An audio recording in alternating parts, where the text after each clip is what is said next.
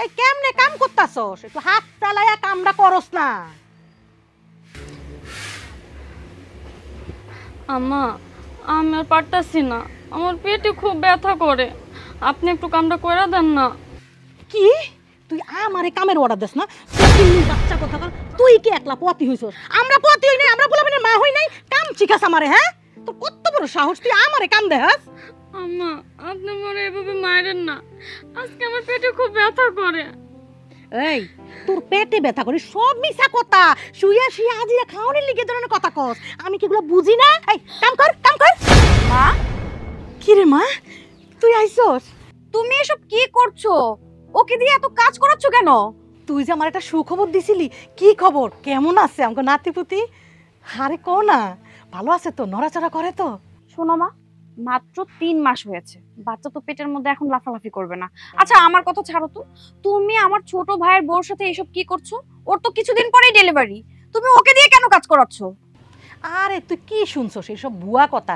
এই অবস্থায় কাম কাজ করলে না শরীর ভালো থাকে, পেটের মধ্যে বাচ্চাটাও ভালো থাকে, আর নড়াচড়া না করলে তো ভালো না, শুইয়া থাকলে বাচ্চার অসুবিধা হয়, তুই জানোস না এগুলা? আরে আপনি আপনি সব কি বলতেছেন? মাথা ঠিক আছে আপনার, নাকি আপনি পাগল হয়ে গেছেন? Sorry to say that. হ্যাঁ দেখুন, আপনি যে কাজটা করতেছেন সেটা একদমই ঠিক কাজ করছেন না। এখন ওকে দেখেই মনে হচ্ছে যে কিছুদিনের মধ্যে ডেলিভারি হবে, আর এই অবস্থায় খোদা না খাস্তা যদি কোনো একটা অ্যাক্সিডেন্ট হয়ে যায়, বা পা পিছলে পড়ে যায়, বা কাজ করতে গিয়ে ব্যথা পায়, বা কোনোভাবে পানি ভেঙে যায়, আপনি কি জানেন কত বড় একটা সর্বনাশ হবে? এখন এই অবস্থায় কোথায় ওকে আপনি কাজে সাহায্য করবেন, ওর পাশে পাশে থাকবেন, ও কি খাবে না খাবে সেটার খেয়াল করবেন, তা না করে আপনি ওকে দিয়ে কাজ করাচ্ছেন। আপনার কি মাথা ঠিক আছে? দেখুন, আপনি যেটা করতেছেন এটা একদম ঠিক করতেছেন না। এই অবস্থায় প্রপার রেস্ট দরকার, তা তাকে না দিয়ে আপনি আবার তাকে দিয়ে কাজ করাচ্ছেন। দেখুন, আপনি যেটা করছেন ভুল করছেন। কি কইতাছো এসব জামাই বাবাজি? বাদ দাও তো এসব, আয়ো ঘরে আয়ো। আরে মা, তুমি তোমার যাওয়ার কথাটাকে তোয়াক্কাই করছো না, আবার বলছো আমাদের ভিতরে যেয়ে খেতে। কি বা, তোমার কাছ থেকে তো আমি এগুলো আশা করিনি। আরে মা, তুমি এই সময়টা পার করে আসছো না, এখন তোমাদের সময়টা আর আমাদের সময়টা কিন্তু একরকম না। তোমাদের সময় যখন ছিল তখন খাবার দাবার খুবই ভালো ছিল, আর আমাদের সময় সবকিছুতে ফরমালিন। মা, এমনিতেই ওর শরীর অনেক দুর্বল, তুমি তার মধ্যে ওকে দিয়ে কাজ করাচ্ছ। একজন গর্ভবতী মহিলাকে এই সময় অনেক বেশি টেক কেয়ার করতে হয়, আর সেইখানে তুমি ওকে দিয়ে কাজ করাচ্ছ। আমি তোমার কাছ থেকে এটা আশা করিনি মা। ছি মা, তুমি এটা কি করে পারলে? আজকে তোমার মেয়েকে যদি এরকম করে কাজ করাতো তুমি সহ্য করতে পারতে না। ছি মা, আমি কখনো ভাবতে পারিনি তুমি এমন। আরে বোন, তুই কখন এলি? আর আইদিন আইদিন চিল্লাচিল্লি লাগাই দিছিস কেন? কি হইছে? আমি চিল্লাবো, আরো অনেক বেশি চিল্লাবো, এই এলাকার মানুষগুলো না সব একসাথে করে ফেলবো আমি চিল্লা। তোর বউকে দিয়ে এই অবস্থায় মা কাজ করাচ্ছে আর তুই কিচ্ছু বলছিস না? আরে বোন, তুই কি সব উল্টাপাল্টা কথা কইতাছস? আরে মাই তো কইছে এই সময় মেয়েরা যদি কাজ বাজ করে তাহলে নাকি মেয়ের শরীর ভালো থাকে, আর ভিতরে যে বাচ্চাটা আছে তারও নাকি সুস্থ থাকে। সেজন্য তো মা ওরে দিয়ে কাজ কাম করাইতেছে। আমি কি করবো এখানে? আরে ভাই, কি বলতেছো তুমি? হ্যাঁ, তোমার মা তোমাকে একটা কথা বললো আর সেই কথা শুনে তুমি বিশ্বাস করে বসে আছো?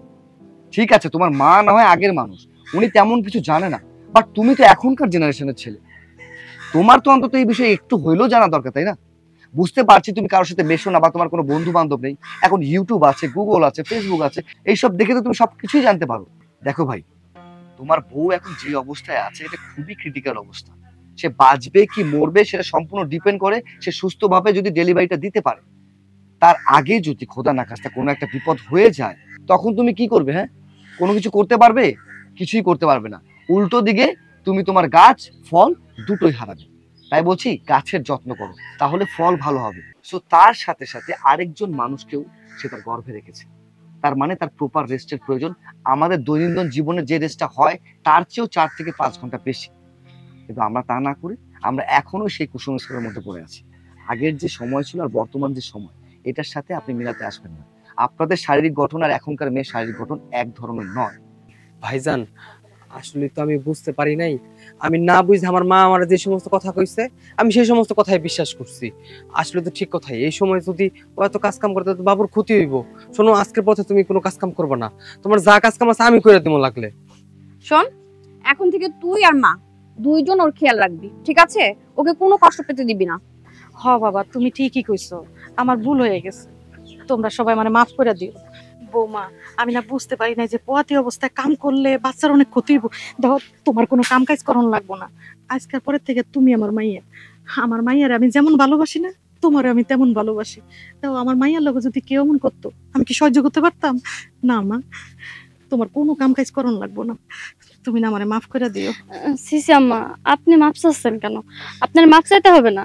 আর তাছাড়া বিয়ের পর থেকে তো এখানে থাকি, আপনাকে তো আমার নিজের মায়ের মতোই ভাবি। সংসার তো আমার, আমাকে তো টুকিটাকি কাজ করতে হবে। কিন্তু আম্মা, এই অবস্থায় কাম করলে না বাচ্চার অনেক ক্ষতি হবে। যাক, আপনি যে আপনার ভুল বুঝতে পারছেন, এটাই অনেক। ঠিক আছে।